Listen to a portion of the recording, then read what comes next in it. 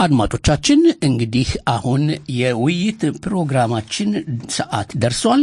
ከኛ ጋር በቀጥታ ሽሎሞ ሞላ ንጉሴ ይገኛል። ጤና ይስጥልኝ ሽሎሞ። ጤና ይስጥልኝ አቶ አህመድ፣ እንደምን አላችሁ? ሰላም ነው? ሁሉ ነገር አማን ነው? ሰላም ነው፣ እግዚአብሔር ይመስገን። እንግዲህ አድማጮቻችን ባለፈው ሳምንት ፕሮግራማችን ከምትወዳት ሀገርህ የወጣኸውን ሽሎሞን አቅርበን ነበረ። ከምታፈቅረው ህዝብህና ከሀገርህ በወጣትነት በሱዳን በኩል አቆራርጠህ የእስራኤል መንግስት ቤተ እስራኤላውያንን ወደ እስራኤል ለማስፈር በወሰደው እርምጃ እስራኤል እንደገባህና ከሀገርህ ወጥተህ የአሁኒቱ ሀገርህ እስራኤል ውስጥ እንዴት እንደገባህ ገልጸህን ነበር።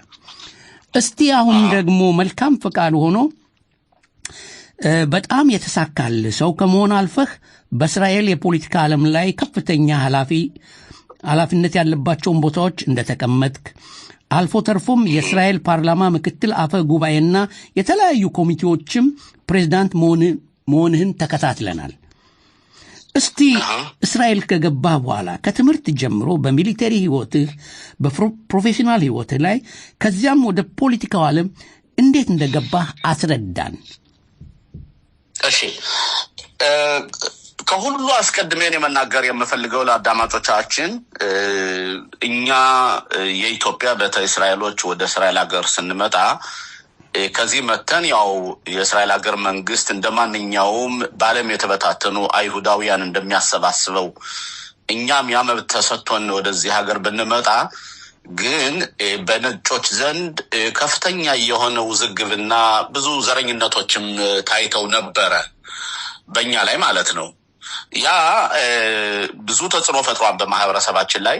በተለይ እኛ ወዲያው የመጣ ነው እዚህ ሀገር በ1984 ዓመተ ምህረት ቢሆንም እኔ በፊት ግን ከ1980 እስከ 84 ከትግራይ አካባቢ የሚኖሩ ቤተ እስራኤሎች መጥተው ነበር እና በእርግጥ የትግራይ አካባቢ ቤተ እስራኤሎች ቁጥራቸው አነስተኛ ነው። ብዙ ቤተ እስራኤል እንደሚታወቀው የሚኖረው በአማራ ክልል ነው፣ በየምድር በወሎ በጎጃም ነው እና እኛ እዚህ ሀገር ስንመጣ መጀመሪያ አካባቢ እናንተ ንጹህ አይሁድ አይደላችሁም እና የኮንቨርዥን ፕሮሰስ ማለፍ አለባችሁ፣ ሲምቦሊክ የሆነ ኮንቨርዥን ፕሮሰስ ማለፍ አለባችሁ ብለው ሲጠይቁን እኛ ያው አካኪ ዘራፍ አሻፈረን በማለት የትግራይ አካባቢ ያሉት ሰዎች ቤተ እስራኤሎች ቢቀበሉትና የእስራኤል ቺፍ ኦፍ ራባይ የጠየቋቸውን ነገር ቢያሟሉም እኛ ግን ከጎንደር አካባቢ የመጣ ነው ቤተ እስራኤሎች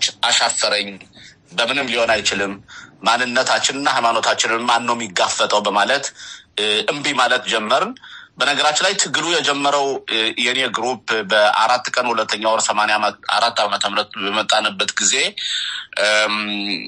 ወደ 420 የምንሆነው መተን እንደ ኖርዝ እስራኤል ጽፋት የሚባል አብዞርፕሽን ሴንተር እዛ ላይ ያለን በሚጠይቁን ጊዜ ለኛ ሃይማኖታችን ጠብቀን የምንኖር ሰዎች እዚህ ሀገር የነጭ ሀገር ብንመጣም እዚህ ያላችሁት እናንተ ነጮች ብትሆኑም እናንተ እነማን ናችሁ የኛን ማንነትና ሃይማኖታችሁን ሪሊጂዮ አይደላችሁም ብላችሁ የምታጣጥሉ በማለት እዛ ላይ ከፍተኛ ውዝግብ ተፈጠረ።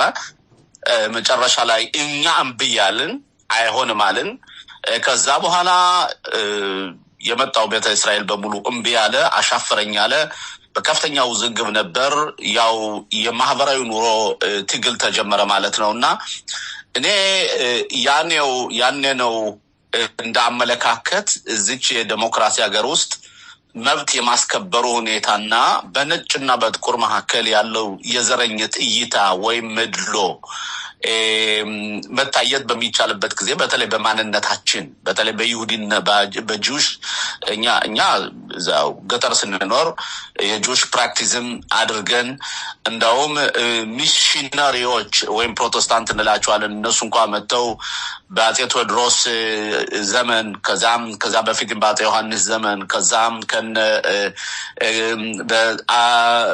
በሚኒልክ ዘመን በእርግጥ ነጻነት ነበር። ከዛ በኋላ በአጼ ኃይለ ሥላሴም ጊዜም እንኳን ሁሉ ሚሽነሮች እየመጡ ብዙ ተጽዕኖ እየፈጠሩ ሃይማኖታችን ሊቀይሩ ጥረት አድርገው ወንድ ብለን የመጣ ነው። እዚህ ሀገር መተን ደግሞ ምንድነው ነጮች እናንተ በቂ ይሁዲ አይደላችሁ ጁሽ አይደላችሁ ብላችሁ የሚል ከዛ ነው ትግሉ የጀመረ ማለት ይችላልውና መጨረሻ ላይ እኛ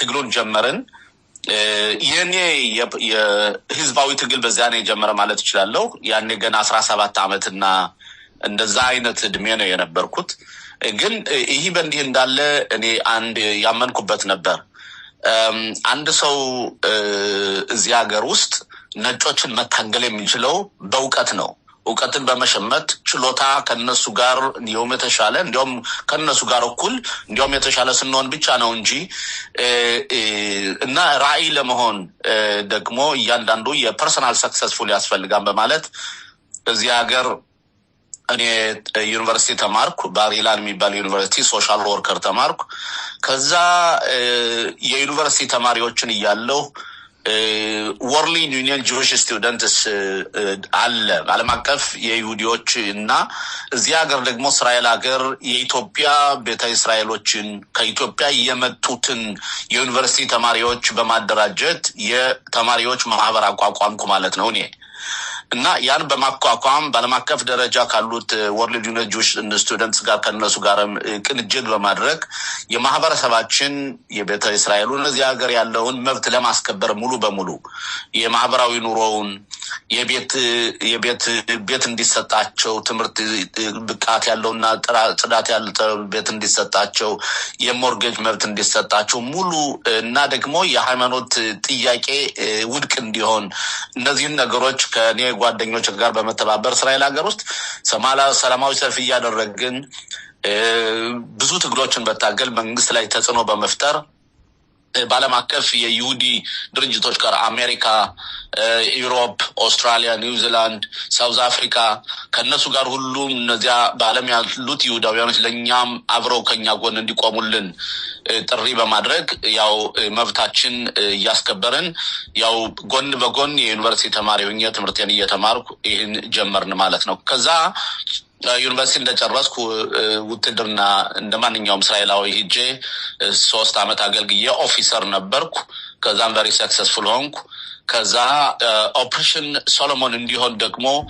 ከፍተኛ ግፊት ስናደርግ ነበር ምክንያቱም ቤተሰቦቻችን የተቆራረጡ ሆነውብን ነበር ግማሹ ጎንደር ግማሹ አዲስ አበባ የተወሰኑት ደግሞ ሱዳን ሀገር ታስረው ያን በመናይበት ጊዜ የማህበረሰባችን ችግር እንቅልፍ አይሰጠንም ነበርና ከዛ ከጁዊሽ ኤጀንሲ ፎር እስራኤል እና ወርልድ ዛይነስ ኦርጋናይዜሽን ከነሱ መጨረሻ ላይ የባለሙያ ተቀጣሪ ሁኜ ተቀጠርኩ ባለይ በሙያዬ አብዞርፕሽን ሴንተር ዳይሬክተር ነበርኩ ከዛም ኦፕሬሽን ሶሎሞን በሚሆንበት ጊዜ አንድ ኦርጋናይዝ ካደረጉት ሰዎችና ያው ኢህአዴግ መጥቶ አዲስ አበባን ሲይዝ መንግስቱ ኃይለማርያም ኢትዮጵያን ለቆ ሲሄድ ያው ኦፕሬሽን ሶሎሞን 14630 ሰዎችን እስራኤል ባንዴ በ24 ሰዓት ውስጥ ትእዛዝ ትመጣ ነካሳ ከበደ ሌሎችም ኢንቮልቭ ያደረጉበት ኦፕሬሽን ነበር ከዛ ማህበረሰባችን ከሞላ ጎደል አሰባሰብ ነው ማለት ይችላልው ያን ጊዜ እስከሆነም ቢሆን አድቮኬት የማድረግን የመብትን ጥያቄዎች እዚህ በብዙ ችግሮች አሳልፈናል በነገራችን ላይ እስራኤል ሀገር ውስጥ በቀላሉ ያገኘነው መብት አይደለምና ከዛ በሃይ ፖዚሽን እስከ ደረስኩ እስራኤል ሀገር ያን ካደረኩ በኋላ መጨረሻ ላይ ያው እኔም መብቴን የግሌንም ሰክሰስፉል ሆንኩ ከዛ የሎው ተማሪ ሆንኩኝ ሎው እየተማርኩ ስራም እየሰራሁ እንዲሁም የኢትዮጵያ ቤተ እስራኤሎችን መብት ለማስከበር አድቮኬት በማድረግ በተለያዩ ማህበራዊ እንቅስቃሴዎች ነበርኩና መጨረሻ ላይ አርኤል ሻሮን ጠቅላይ ሚኒስትር በነበሩበት ጊዜ የሳቸው ፓርቲ አባል እንደሆን እሳቸው አጩኝ እሺ ብዬ ተስማምቼ መጨረሻ ላይ ያው እንዳልኩት በበጎ አድራጎት የተቀበልኩት እንትን ሳይሆን ፕራይመሪ ተወዳድሬ ከዚህ ሀገር 2 ጊዜ 110 ተወዳዳሪዎች ከነበርኩበት አንድ ጊዜ 15ኛ አንድ ጊዜ 17ኛ ሆኜ ተመረጥኩ ከዛ ያው ክነሴት ወይም እስራኤል ፓርላማ ገብቼ ወዲያው ወደ 5 አመት ተኩል 6 አመት የሚቃረብ አገልግሎት ሰጥቶ ማለት ነውና ብዙ ጊዜ የኔ ሞቲቬሽን ወይም ራኢ ለመሆን ከኔ በፊት በርግጥ አንድ የክነሴት አባል ሆኖ የተመረጠ የኔ ጓደኛ የነበረ አቶ አዲሱ መሰለ የሚባል አዲሱና እኔ እንኳን በእድሜ በጣም የተራራቅልን እሱ ኢትዮጵያ ሳለም የሃፓ አባል ነበረ የበለጠ ኤክስፔሪያንሱ ነበረው እኔ ግን እዚህ ሀገር ነው ያደግኩት እዚህ ነው ብዙ ትምህርቴን ያው መሰረታዊ ትምህርቴን ኢትዮጵያ ተምሬ በመጣ የዚህን ሀገር የፖለቲካ እንቅስቃሴ ግን ከዚህ ሀገር ነው የተማርኩት ከዚህ ሀገር ነው ያወቅኩትና መጨረሻ ላይ ያው ማህበረሰባችን የኢትዮጵያ ቤተ እስራኤሎችን እዚህ ሀገር ሙሉ መብት እንዲሰጣቸው ለምሳሌ የነጻ የኤጁኬሽን እንዲሰጣቸው ቤተሰቦቻችን ከኢትዮጵያ የመጡት ብዙ ከገጠር የመጣ ስለሆነና የራሳቸው የፋይናንስ ኬቢሊቲ ስላልነበራቸው 85% ሞርጌጅ የነጻ ሞርጌጅ መንግስት እየሰጣቸው 15% ብቻ የሚመልሱት የነጻ ቤት እንዲገዙ ሁሉ ይህን ሁሉ ያደረግነስ የመብቶችን አስከብረን አንዳንድ መድሎች በሚኖርበት ጊዜ ሩጠን እየሄድን አንድ ጊዜ ታስታውሱ እንደሆነ ለምሳሌ ተወሰነ ጊዜ ያል የኢትዮጵያ ቤተ እስራኤሎች እዚህ ሀገር የደም ዶኔሽን ለሬድ ክሮስ ነው የሚባለው በዓለም አቀፍ ግን እዚህ ደግሞ ማጌን ዳቪድ ይባላል የዚህ ሀገር ኢትዮጵያውያኖች ደም መስጠት አይችሉም በሽታ አለባቸው ህብረተሰቡን ይወክላሉ በሚሉበት ጊዜ በጣም ኃይለኛ የሆነ ሰላማዊ ሰልፍ በማድረግ አገሪቱን አንቀጥቅጠን መብታችን ያስከበርነን እና አሁን ያው ከዛ በኋላም የሰው ልጅ መቼም የአድቮኬት ማድረግ ብቻ ሳይሆን በግልም የግል ኖረንም ማመቻቸት ግዴታ ስለሆነ ያው ተድሬ የአራት ልጆች አባት ነኝ 3 ሴቶች አንድ ወንድ ልጅ አለኝ ትልቋ ልጄ 25 አመቷ ነው ባለፈው 2 ሳምንት በፊት ተድራለች እሷ ሚሊተሪ ኬረር ኢንተለጀንት ብሪጌድ ነው የምትሰራው በጣም ኤሊት የሆነ ብሪጌድ ግራጁዌትድ ዩኒቨርሲቲ ናት ሌሎች 2 ልጆች አሉኝ ደግሞ ፋይተር ልጆች አሉኝ ያው እንደ ማንኛውም እስራኤላዊ የመብት ግዴታቸውን እየተዋጡ ይኖራሉ ያው ሌላ አራተኛይቱ ልጄ ደግሞ 14 አመቷ ነው ከነጋር ነው ያለች አንፎርቹኔትሊ ባለፈው አመት ደግሞ በጣም የምወዳትን ባለቤቴን የተዳሪ አጋር የነበረችውን በጦት በሽታ ምክንያት እሷን አጣው ትንሽ ክራይሲስ ነበረብኝ ግን አለን ለማንኛውም እዚህ የኢትዮጵያ ቤተ እስራኤሎች መብት አሁንም ቢሆን አድቮኬት እናደርጋለን እዚህ ሀገር በሂውማን ራይት አደረጃጀቶች የተለያዩ ድርጅቶች የዓለም አቀፍ ድርጅቶችንም ከነሱ ጋር በመተባበር የማይኖሪቲስ መብቶችን ለማስከበር ከፍተኛ ጥረት እናደርጋለን ለምሳሌ እኔ እስራኤል ጋር ፓርላማ በነበርኩበት ጊዜ ከዚህ ሀገር የመጡት ኤርትራውያኖች ነበሩ ከኢትዮጵያ የመጡ ነበር በሱዳን አድርገው በግብጽ አድርገው ወደ 50,000 የሚሆኑ ሰዎች እዚህ ሀገር ነበሩ የነሱ መብት ሁሉ መብታቸው ሂውማን ራይት መብታቸው እንዲከበርላቸው አድቮኬት ያርጉ ስታገልላቸው የቆየው ነው አሁንም እያደረኩ ነው ያለሁት በተለያዩ አጋጣሚዎች እና ቀላል አይደለም እስራኤል ሀገር ውስጥ ብዙ ጊዜ ከነጮች ጋር መፎካከር በተለይ ነጮች ጥቁሩን እንደ ደካማ በዝቅተኝነት አመለካከት ስላላቸው ያን መታገልና እነሱን ማሸነፍ በእውነት ቀላል ነገር መስሎ አይታያችሁ ግን ይሆናል እና አሁን እስራኤል ሀገር ቤተ እስራኤሎች እዚህ ሀገር የምንኖረው ኩሩ ቤተ እስራኤሎች መብታችን አስከብረን መብታችንና ግዴታችን አስከብረን ነው የምንኖረው ያ ማለት ሁሉም ነገር ቀላል ነው ማለት አይደለም ሁሉ ነገር የኛ ማህበረሰብ እዚህ ሀገር በተለይ የሚመጣው ጄኔሬሽን በእውቀት የላቀ ሆኖ መብቱን አስከብሮ መኖር ሲኖርበት አሁን ይሄ እኛ ሰክሰስፉል ከሆን በኋላ ደግሞ ውድ ሀገራችን የምንወደው የአማራ ህዝብ የመጣነበት ከዛ የሚደርስበት በደል ይህን ቅልፍ ነስቶናል እኛን ብቻ ሳይሆን ብዙዎቹን እና ራሳችን የተስተካከለ ሲሆን ነው ይሄ ነው ሽሎሞ በጣም አመሰግናለሁ በጣም ቆንጆ ማብራሪያ ሰፋ ያለ ማብራሪያ ነው የሰጠህን በዚህ ማብራሪያ ላይ አንድ የተረዳሁት ነገር ያቺ እምቢ ዘራፍ የምትለዋ የጎንደሯ እንትን አለቀቀችም የአማራው እንትን የኢትዮጵያዊነት እምቢ የምትለው እንዳለቀቀቻችሁ ተረድቻለሁ ምክንያቱም እምቢ ማለታችሁ እንደሌሎቹ ሲቀበሉኛ ኖ አንቀበልም ለምን እናንተ እነማን ናችሁ ዘራፍ የምትለው አንተን አለች ማለት ነው። ልክ ነው። ጉዟችሁ እስካሁን የደረስክበት አልጋ ባልጋ እንዳልሆነ እናውቅ ነበር። የዚህ የደሙንም ጥያቄ እናውቅ ነበር። ሰፊ ዜና ሆኖ እዚህም ሀገር እኔም ተከታትየዋለሁ። ያንን ሁሉ ያደረጋችሁት ተጋድሎ ቀላል እንዳልሆነ እረዳለሁ፣ እንረዳለን።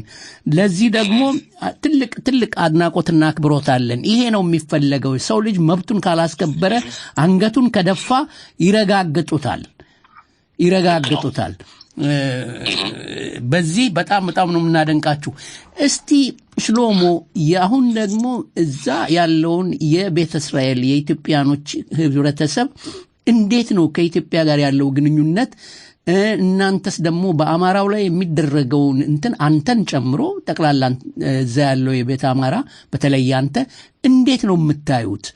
ምንድነው የምታደርጉት? ወደ ኋላ ደግሞ ምን መልእክት አለ የሚለውን መጣለን። ግን እናንተ ምን እየሰራችሁ ነው? እኔ እናንተ የተገናኘንበት ቦታ በርግጥ አንድ የዓለም አቀፍ ምንድነው የዲፕሎማቲክ ፎረም ላይ ነው። እዛ ሁለታችን ተቀምጠን እንሰራለንና እስቲ ስለነዚህ ነገሮች ንገረን። ምን እየሰራችሁ ነው? እኛ በመጀመሪያ እስካሁንም ቢሆን ኢትዮጵያ የቀሩ ብዙ ወገኖች አሉ። በነገራችን ላይ በሰሜን ሸዋ፣ በአርሲ እንዲሁም በጎጃም፣ በጎንደር አካባቢ፣ በትግራይ እስካሁን ድረስ ያልመጡ እውቅና ያልተሰጣቸው ቤተ እስራኤሎች አሉ። የእነሱን መብት ለማስከበርና የመምጣት ፍላጎት ካላቸው እንዲመጡ የሚለውን እንደ አጀንዳ ዘን እየተንቀሳቀስን ነው ያለው። እነሱም ይመጣሉ ብዬ አስባለሁ።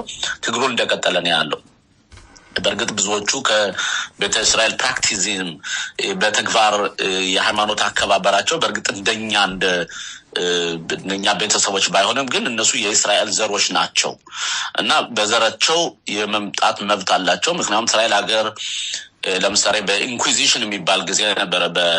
የዛሬ 400 ዓመት ለምሳሌ በፖርቹጋል፣ ስፔን ጁሾች እየተገደዱ ወደ ክርስትና እንዲነሱ ወይም ካቶሊኮች የሚያደርጉት ነበር። ኢንኩዊዚሽን የካቶሊክ ጳጳሶች አይደል?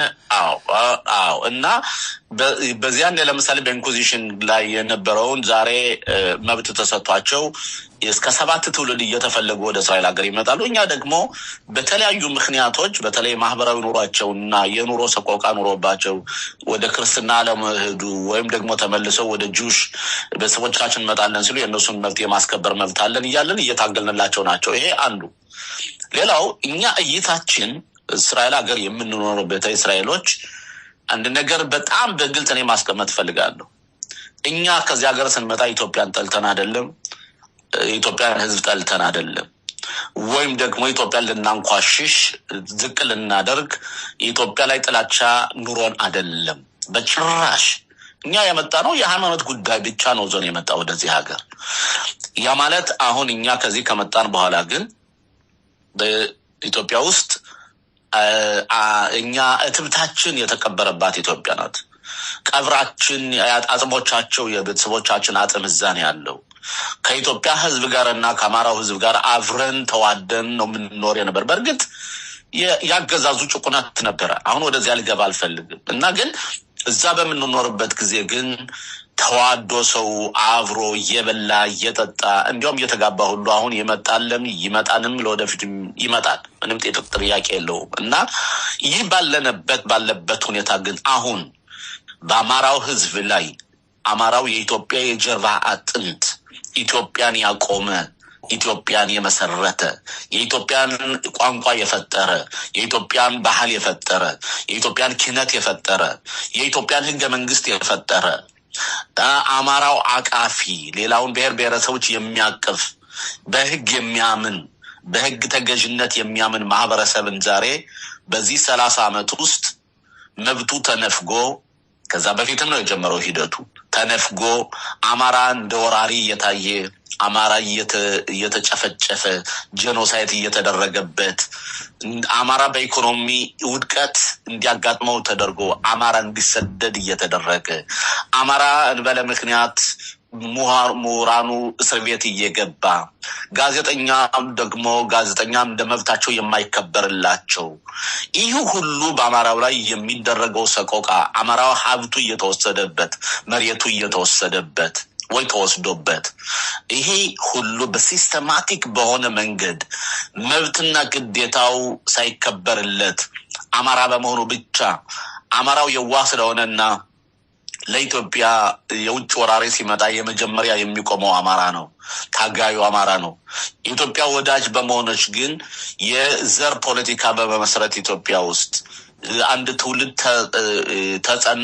ተቀርጾ አንድ ሙሉ ትውልድ ማለት ነው በ25 አመት በ35 አመት ውስጥ እዚህ የተወለዱት ዛሬ በአማራ ጥላቻ ላይ አማራ ባላደረገው ነገር አማራ በዝባዥ ነው አማራ ቡርዣ ነው በማለት ማለት ነው የማህበረሰቡ ምንም አይነት የተለየ እንትን ሳይኖረው ማለት ነው በኢትዮጵያ ህዝብ እና ይሄ ባለበት ሁኔታ ዛሬ ደግሞ የሌላው እንኳን ቀርቶ በህይወትና በጄኖሳይድ በሚመጡበት ጊዜ እኛ ከዚህ ሀገር ያለነው ኢትዮጵያውያኖች ዝም ብለን ማየት አንችልም በማለት በመደረጃጀት በእንቅስቃሴ በመፍጠር ይህን ሂደቶችን እያደረግን ያለነው በነገራችን ላይ በወያኔ ዘመንም ቢሆን እዚህ ሀገር ያለው ቤተ እስራኤል ኢሳት የሚባል የቴሌቪዥን ፕሮግራም ነበረ ያንን በመደገፍ ሌሎችን ለመብት አጋዮችን ሁሉ ገንዘብ በማዋጣት አሁን እዚህ ያለው ማህበረሰብ በሁለት አይነት መንገድ ነው እየታገለ ያለው በሶስት መንገድ ማለት ይችላል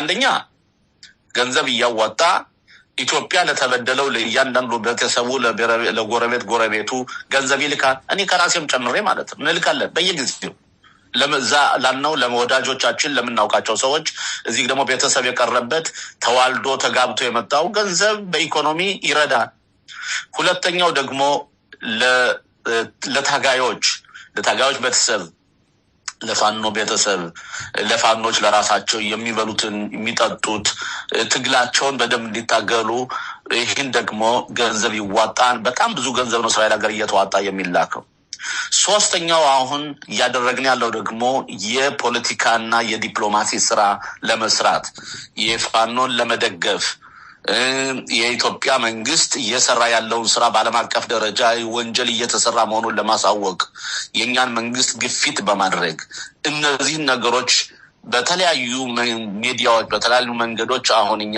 በማስረዳት ላይ እንጀና ሎቢ ፈጥረናል እስራኤል ሀገር ውስጥ እኛ የምናምነው አንድ ነገር አለ እዚህ ያለነው ቤተ እስራኤሎች እኛ በእስራኤል አማካኝነት አድርገው የዓለም መንግስትንም ማነቃቃት ይቻላል ብለን እናምናለን እኔ ለምሳሌ ራሴ ቅድም ከመግቢያ እንደተናገርኩት ያደኩበት እና በፕሮፌሽናል የሰራውበት the World Zionist Organization ነው የዚያ አደረጃጀት ቴዎድሮስ ሄርጸል የሚባለው በ1886 ዓመተ ምህረት የፈጠረው አደረጃጀት በዓለም አቀፋዊ እንቅስቃሴ በማድረግ በ1948 ዓመተ ምህረት እስራኤል እንድትመሰረት ሆናለች ከዚያ በፊት የነበረው አይሁድ በሙሉ በዓለም ተበታትኖ መብት የለው ዛሬ ግን እስራኤል ከ48 ዓመተ ምህረት ጊዜ አንስታ ተመስርታ ዛሬ እስራኤል ሀያላን መንግስት ናት እስራኤል ዛሬ ለዓለም አቀፉ ማህበረሰብ የምትሰጠው የቴክኖሎጂ ዕውቀት የሚሊተሪ ዕውቀት የተለያዩ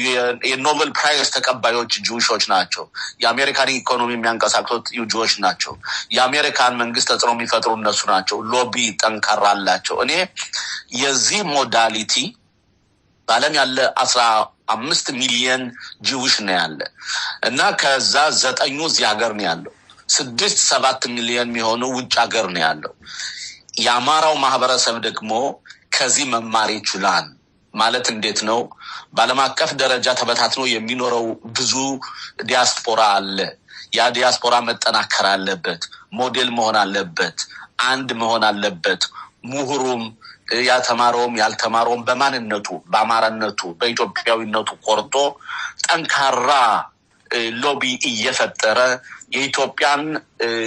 ኢትዮጵያም እንደነበረችው በስልጣኔ የስልጣኔ ባላባት ነበረች ኢትዮጵያ ሊሆን የቻለውም በአማራው አማካኝነት ነው ስለዚህ የዚህ የጂውሽ ሞዳሊቲ ወርልድ ዛይነስ ኦርጋናይዜሽን ሞዳሊቲ ኢትዮጵያ ተፈጥሮ እዚህ በዓለም አቀፍ ደረጃ ተፈጥሮ የኢትዮጵያን ማህበረሰብ ማገልገል ይቻላል። አንዲት ኢትዮጵያን መፍጠር ይቻላል። ግን ያለ ማድረግ መጀመሪያ አማራው መዳን አለበት።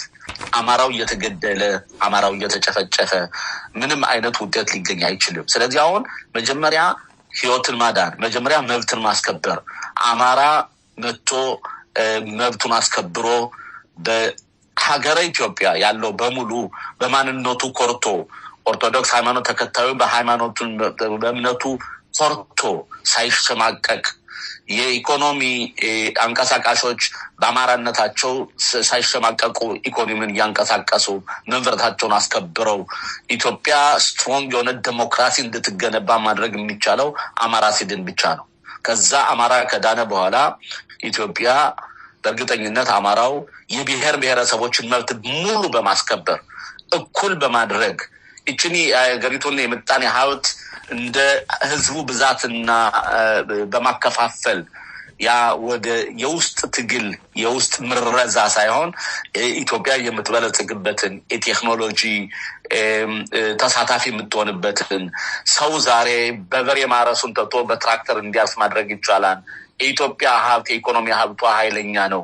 በዛም ብዙ አላት። የምጣኔ ሀብቷ ጠንካራን ያልሁን ለማድረግ ግን ዛሬ ሴሌክቲቭ የሆነ ፖሊሲና ሴሌክቲቭ የሆነ መንግስት እየተቋቋመ አማራውን እየቀጠቀጠ የሌላውን መብት ለማስከበር ሁሉም በየጊዜው እየቧጨቀ የኢትዮጵያን ኢኮኖሚ እያሸሸ ነው የሚኖረው። ያ ሁሉ እንዳይሆን እኛ ግዴታችን ማለት ነው ያለን እውቀት በማሳተፍ ኒው ኢትዮጵያን ለመመስረት ኒው ኢትዮጵያ እንድትመሰረት ከተፈለገና ዴሞክራሲና ጠንካራ የሆነች አገር እንድትመሰረት ከተፈለገ የአማራው ስልጣኔ በስልጣን መጥቶ መያዝ አለበት። አማራ ቃፊ ነው።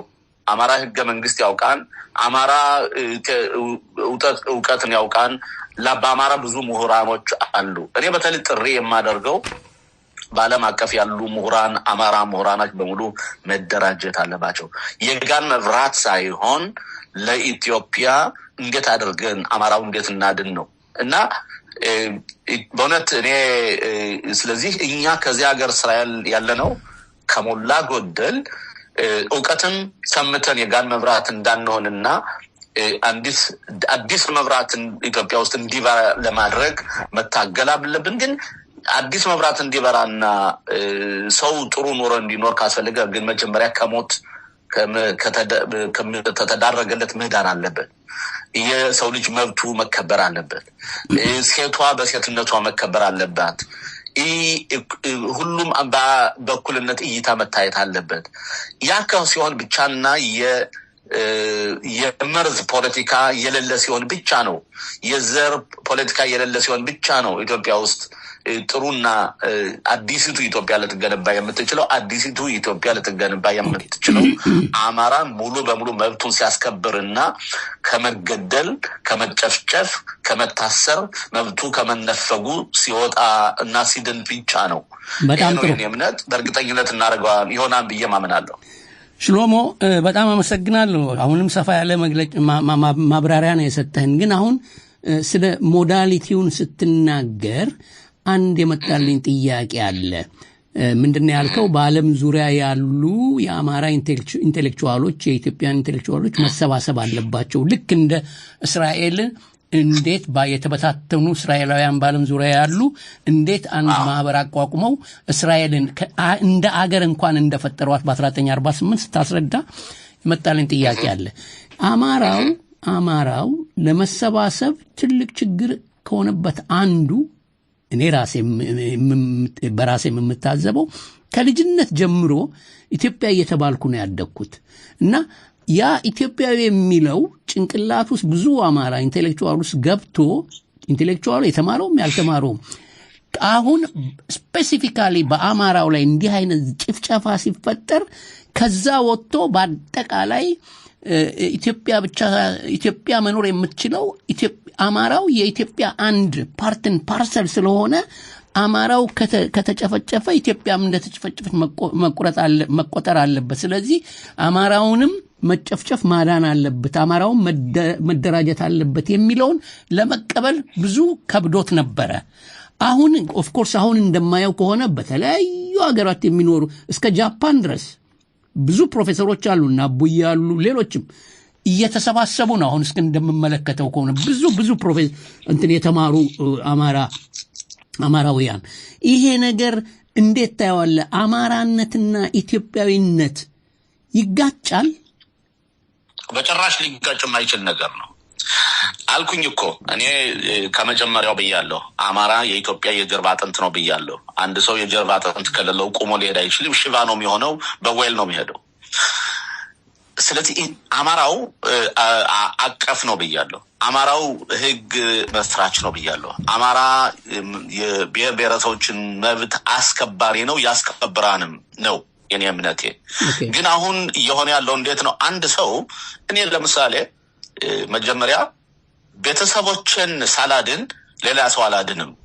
መጀመሪያ ራሴን ሳላድን ሌላ አላድንም ስለዚህ መሆን ያለበት አሁን እኮ ያ በሪያሊቲውን ያየነው ያለ ነው ባለም አቀፍ ደረጃ በተለይ የምሁራኖች አንደርስታንድ ማድረግ የሚገባቸው 100% አማራነት እኮ ኢትዮጵያዊነትን ሁለቱ ምንም የሚጋጫ ነገር አለመሆኑን መጀመሪያ መረዳት አለባቸው ግን ኢትዮጵያ እንድትኖር ከተፈለገ አማራው መዶን አለበታ አማራው ከሌለ ኢትዮጵያ ትበታተናለች አሁን ያወጡት ህገ መንግስት አለ ኢትዮጵያ ለምሳሌ ድሮ 14 ክፍለ ሀገር የነበሩትን ዛሬ በብሔር ብሔረሰቦች ከፍለው ያ መክፈል ብቻ ሳይሆን እያንዳንዱ ጎሳ ከኢትዮጵያ ተገንጥሎ የራሱን ሀገር የመመስራት መብት አለው ብለው ለህገ መንግስት አስቀምጠዋል ይሄ እነመለስ ያስቀመጡት መርዝ ነው ያን መርዝ እንደገና ካልተቀየረና ህገ መንግስቱ ካልተቀየረ የኢትዮጵያ የድሮይቱ ኢትዮጵያ ያብሮነቱ ኑሮን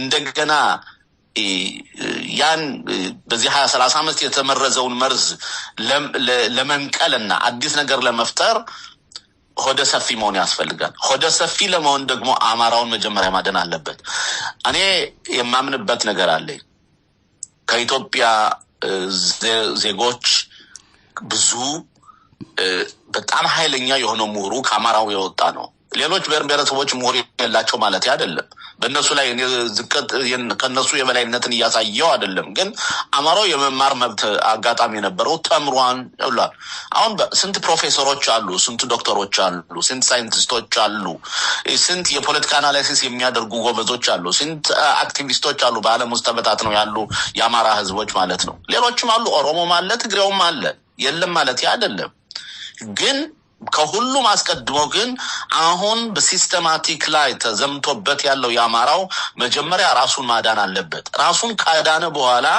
ሌላውን ያድናን ነው ስለዚህ አማራነት በኢትዮጵያዊነትን ምንም የኢትዮጵያ ዝቅተኝነት የሚያሳይ የሚጋጭ ነገር አይደለም 100% ነው የምናገረው በዚህ ላይ እኔ በአምናለሁ ግን ያን እንዲፈጠር ግን ፕላትፎርም መፈጠር አለበት ዲያሎግ ያስፈልጋል እያንዳንዱ ሰው በዚህ አምኖ መምጣት አለበት በነገራችን ላይ ልዩነት እኮ ጥሩ ነው ሁሉ ሰው አንድ አይነት ሊያስብ አይደለም ልዩነት ደግሞ በጣም ጸጋ ነው ልዩነት ጌጥ ነው ግን አንድ ነገር መሆን ያለበት ግን የኢትዮጵያ ምሁራኖች ባለም ያሉት ደግሞ የሚኖሩበት ብዙዎቹ የሚኖሩበት ሀገር የዲሞክራሲ ሀገሮች ናቸው የዲሞክራሲ ሀገሮች እንደኔ ማለት ነው እኔ እንዳደኩበት ማለት ነው ከዚህ ሀገር ያለው እስራኤል ሀገር ውስጥ በጣም ዲሞክራሲ የምትባል ሀገር በአለም ካለችው አንዱ እስራኤል ሀገር ናት ወደ 9 ሚሊዮን እና 10 ሚሊዮን ህዝብ 15 ፓርቲ ያለበት ሪፕሬዘንታቲቮችን ተወካዮች ኑሮ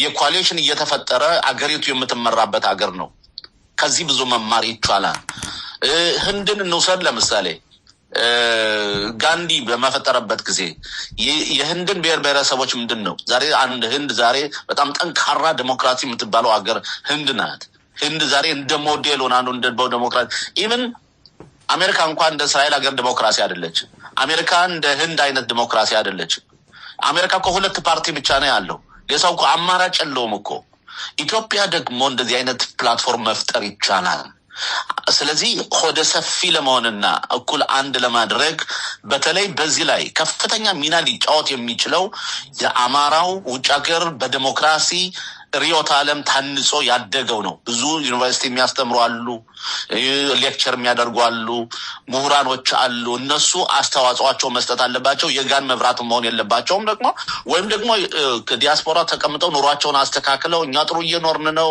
ምን አገም ነው ኢትዮጵያ ወይም አንድ አርቲክል መጻፍ እሱ አይደለም። ስለዚህ የእውቀታቸውን እና ኢትዮጵያ እንደገና ተመልሳ ሾፒንግ የምትደረግበት መንገድ መፈጠር አለበት። ሽሎሞ እጅግ በጣም አመሰግናለሁ። አሁን ስለ ልዩነት ስትናገር እውነት ነው፣ ትክክል ነው። ልዩነት እንዳውም ለእድገት ይረዳል። ሁሉም አንድ ሐሳብ ካሰበ ማደግ ላይ መጣ ይችላል። ነገሮችን በተለያየ መንገድ ማየቱ እድገትን ያመጣል እና ልዩነት የሚደገፍ ነው። ሁለት ነገር አሉ። እኔ እንዴት ማገናኘት እንደሚቻል አላውቅም። አጠር አድርገህ ሰዓታችን እየሄደ ስለሆነ ሁለት ነገሮች አቀርብልሃለሁ። አንደኛው ለአማራው የሚታገል ነው የምንታገለው የሚሉ ኃይሎች ኢትዮጵያ የሚባል ነገር አታንሱብን ይላሉ። እነሱ የሚሉት ይሄ ምክንያታቸው ምንድነው? ከዚህ በፊትም አማራው ታግሎ መጨረሻ ላይ ኢትዮጵያ የሚሉት ይወስዱና የራስ አማራውን ይጨቁኑታል። ስለዚህ እኔ ኢትዮጵያ የሚባል ነገር መስማት አልፈልግም የሚል አለ። ብዙ ባይሆንም አለ። ያ ችግር እንዴት ታየዋለህ? ሁለተኛው ደግሞ የአማራውን መደራጀትና መጠናከር የሚፈሩ ሌሎች ኢትዮጵያን የሚፈልጉ አሉ። ከጉራጌውም ከወላይታውም ከሲዳማውም ከኦሮሞም አለ ከትግራዩም እነሱ ደግሞ የሚፈሩት በተቃራኒው አማራው በጣም የተጠናከረና ስልጣን የያዘ እንደሆነ ሌሎቻችንን በሙሉ ሊደቁሰን ይችላል፣ ይሄ አደጋ ሊኖር ይችላል የሚሉ አሉ። ይሄንን ሁለቱን እንዴት ነው በአጠር አድርገን ማስተካከል የሚቻለው ማስማማት የሚቻለው? ሲጀመር አክራሪነት ጥሩ አይደለም። በነገራችን ላይ አክራሪ መሆን የትም አያደርስም። ግን ስትራቴጂ ማውጣትና ሮድማፕ መፍጠር ግን ያዋጣል። ማለት እንዴት ነው? አሁንም ቢሆን ዝም ብሎኛ አማራዎች አሸንፈን መተን 4 ኪሎን ተቆጣጥረን ሁሉ ነገር እኛ ባልነው ብቻ ነው የሚሆን ከተባለማ ዞሮ ዞሮ ያው ሆነ ማለት ነው። አሁን በዚህ 35 በትግራዩ ሲያደርግ እንደነበረው አሁን የኦሮሞ መንግስት እያደረገ ያለውን አማራውም ሊተገብረው ነው ማለት ነው። ይሄ አይበጅም። ይሄን አይደለም እኛ ምንለው እንዴት ነው? የአማራውን ትግል ባለፈው በነበረው ለምሳሌ ተሽጧን፣ የአማራው ተጠልፏን ነው። የአማራው ትግል አማራው ታግሎ ተጠልፎ በሴራ ሄዷን ነው። አሁን ያ እንዳይሆን መረጋገጥ አለበት። ትክክለኛ 100% ተመልሰው በሴራ በጃዙር በዚህ 35 ሲገዙ የነበሩት ሰዎች መግዛት የለባቸውም። እንዲያውም ለዚህ ለጄኖሳይድ ለግድያ ኢትዮጵያን እንደዚህ ለፈጠሯት እነሱ ጀስቲስ ያስፈልጋል። በፍርድ ሁሉ መቆም አለባቸው። እና እኛ ያለውት እንዴት ነው? አዲሱ ኢትዮጵያ እንድትፈጠር አማራው 4 ኪሎ ገብቶ ከዛ በኋላ ሌሎችን ብሔር ብሔረሰቦችን መብታቸው እንዲከበርላቸው በኩል አይን በማየት እንደ ብዛታቸው የሀገሪቱን የምጣኔ ሀብት የነሱም ስለሆነች በትክክለኛና ሐቀኛ በሆነ መንገድ እነሱም እኩልነታቸውም መብታቸውም እንዲከበርላቸው ፕሮፖርሽናሊ ማለት ነው። እኛ እኮ አሁን እያየን ነው። አማራው እኮ ኢትዮጵያ ውስጥ ከ50% በላይ ነው ብለን ነው የምናምነው።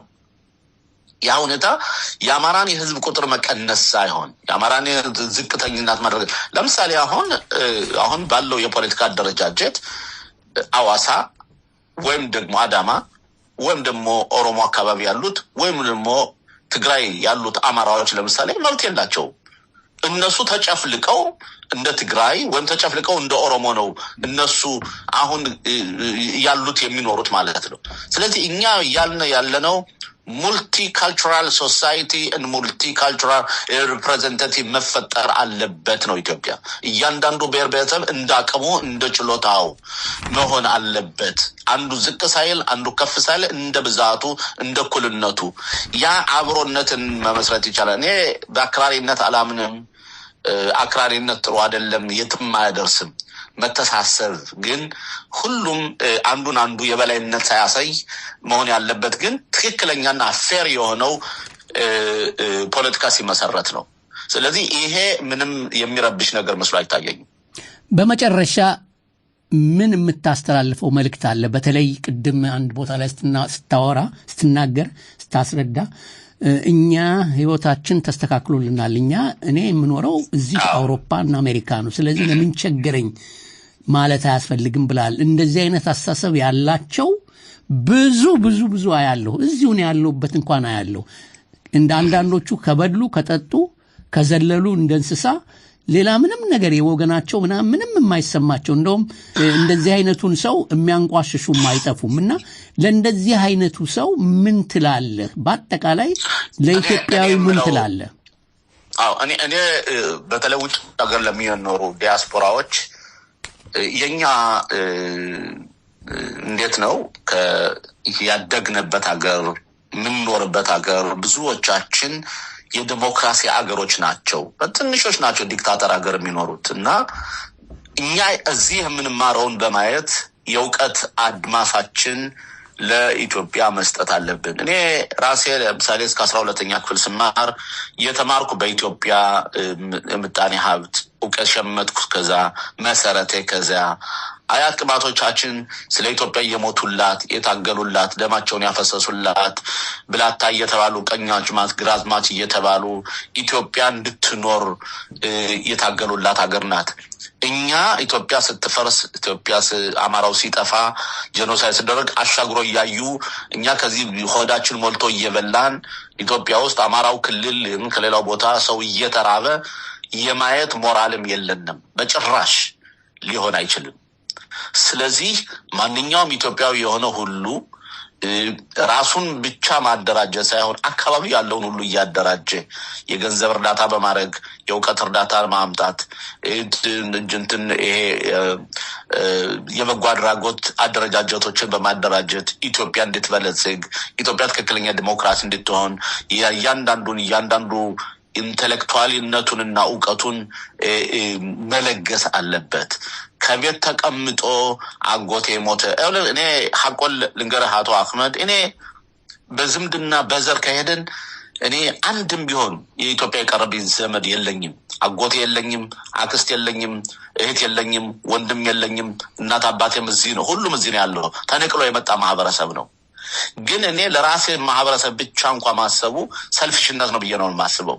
ስለዚህ አሁን ባለንበት ሁኔታ ግን ኢትዮጵያ ባለችበት ሁኔታ የአማራው ህዝብ ባለበት ሁኔታ ግን ሁላችንም ቢሆን የአማራን ህዝብና የኢትዮጵያን እንደገና የመገንባት ግዴታ አለብን ብዬ ነው የማስበው። ስለዚህ እኔ አንድ ቀን የኔ ራዕይ የአማራው ኢንተሌክቹዋል የአማራው ህዝብ ዲያስፖራ የሚኖረው የራሱን የግሉን መኖሩን ማሳካቱን ብቻ ሳይሆን ኢትዮጵያን እንዴት አድርገን እናድን፣ አማራ እንዴት አድርገን እናድን፣ እንዴት አድርገን ትክክለኛ ኢትዮጵያ ዲሞክራሲ ኢትዮጵያን እንገንባ፣ እንዴት አድርገን ኢትዮጵያ ውስጥ ሙስናን እንዋጋ፣ ኢትዮጵያ የድሮ ሀያላንነቷ ቋንቋ ያላት፣ ባህል ያላት፣ ሙዚቃ ያላት፣ ልምድ ያላት እችን ጥንቲቱን ኢትዮጵያን እንዴት አድርገን ገንብተን ለመጣው ትውልድ እናስተላልፍ፣ እኛ ከመሞታችን በፊት ምን እናድርግ የሚለውን እያንዳንዱ ተቤት ተቀምጦ ማሰብ አለበት። ያ ብቻ ሳይሆን እኔ ልጆችን ለምሳሌ ማስተምራቸው ኢትዮጵያን ወዳጅ እንዲሆኑ የኢትዮጵያን ህዝብ ወዳጅ እንዲሆኑ ነው። ስለዚህ እያንዳንዱማ ከግሉማ ተሸጉጦ ኑሮም ጥሩ ሊኖር ይችላል፣ ጥሩ ይበላን፣ ጥሩ ይጠጣን፣ ጥሩ ይዝናናን አይደለም። ይሄ በቂ አይደለም። መጨረሻ ላይ ሁላችንም ማቾች ነን። የብረት ምሰሶም ሆኖ የሚኖር ሰው የለም። በጎ የሰራ ጥሩ የሰራ የመጣበትን ያስታወሰ ግን ታሪክም ያስታውሰዋን ለታሪክም ሪኮግናይዝ ይደረጋል። ስለዚህ እኔ ተስፋ የማደርገው የአማራ ምሁራኖች አሁንም ቢሆን በመደራጀት አይበገሬ በመሆን ዕውቀታቸውን በመለገስ ኢትዮጵያንና የኢትዮጵያን ብሔር ብሔረሰቦች ማዳን ይችላሉ ብዬ አምናለሁ። ለዚህ ሁላችን መስራት አለብን ብዬ ነው የማስበው። ለዚህ ጊዜ መስጠት አለብን፣ ገንዘባችንን ማውጣት አለብን፣ ዕውቀታችንን መለገስ አለብን። አቶ ሽሎሞ እጅግ በጣም አመሰግናለሁ። እንግዲህ አመሰግናለሁ። ይህን አቶ አህመድ ይህን እድል ስለሰጠኝ በጣም ነው የማመሰግነው። እግዚአብሔር ይስጥልን። በጣም ነው የማመሰግነው። እኔ ተስፋ የማደርገው አሁንም ቢሆን ሁላችን በመደራጀት እያንዳንዳችን በሀገራችንና በዓለም አቀፍ ደረጃ በመደራጀት ጥሩና በጎ ስራ ብንሰራ ጥሩ ነው ብዬ አስባለሁ። ሞዳሊቲህን ወድጄዋለሁ በተለይ የእስራኤልን የአደረጃጀት ሞዳሊቲ ስትናገር እዚህ ደረጃ የደረስነው ከታች በያገሩ ባደረግነው መተባበር ነው ብለህ ነበረ ትክክል ነው እንዳልከውም በአሁኑ ጊዜ እስራኤል ለምሳሌ ከወሰድን አሜሪካን ማንኛውንም የጦር መሳሪያም ሆነ ማንኛውንም የኢኮኖሚ ግንኙነት ከአረብ ሀገርም ሆነ ከሌላ ጋር ስታደርግ እስራኤልን የሚመለከት ከሆነ እስራኤልን ሳታማክር ምንም አይነት የጦር መሳሪያ ሽያጭ ምንም እንደማታደርግ እናውቃለን ይሄ ሁሉ የሆነው ባለው ምንድነው እሱ የዚህ የሎቢ አሰራር የእስራኤል የሎቢ አሰራር እንደሆነ እናውቃለን አንተም ደግሞ ካለህ እውቀትና ከቀሰምከው ልምድ አሁን መስራት የጀመርክበት የዚህ የዲፕሎማሲው ጉዳይ ላይ በሰፊው እንደምትሰራና ሌሎችም ካንተ ጋር የሚሰሩትን በዚህ እንደምትረዳ እንደምታስተባብር ባለሙሉ ተስፋ ነን መልካም ምድል መልካም ሰንበት ይሁንልህ ጤና ይስጥልኝ ጌታዬ አመሰግናለሁ እግዚአብሔር ይስጥልን ሰላም